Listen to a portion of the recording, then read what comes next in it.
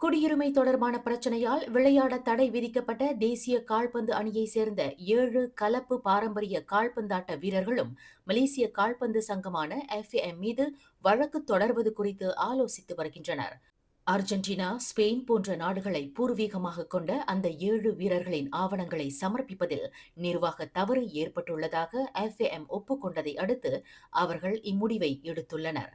இதற்காக வெளிநாட்டு வழக்கறிஞர்களை நியமித்துள்ள அவர்கள் சட்ட நடவடிக்கைகளுக்கான முயற்சிகளில் ஈடுபட்டுள்ளனர். உலக கால்பந்தாட்ட சம்மேளனமான FIFA அவர்களுக்கு விதித்த 12 மாத தடை காரணமாக 7 பேரும் மிகவும் பாதிக்கப்பட்டுள்ளதாகவும் அதில் சிலர் வேலை இழந்துள்ளதாகவும் தகவல்கள் கூறுகின்றன. ஆசிய கோப்பை தகுதிச் சுற்று போட்டியில் அந்த 7 வீரர்களை களம் இறக்க FAM போலியான ஆவணங்களை சமர்ப்பித்தது உறுதியானதை அடுத்து FIFA அந்த 7 வீரர்களுக்கு 12 மாதங்கள் விளையாட தடை விதித்துள்ளது குறிப்பிடத்தக்கது. மேலும் செய்திகளை தெரிந்து கொள்ள கீழே இருக்கும் பெல் பட்டனை அழுத்துங்கள். உங்கள் மகிழ்ச்சியை வெளிப்படுத்த லைக் மற்றும் ஷேர் செய்யுங்கள். தொடர்ந்து திசைகளோடு இணைந்திருக்க சப்ஸ்கிரைப் செய்யுங்கள்.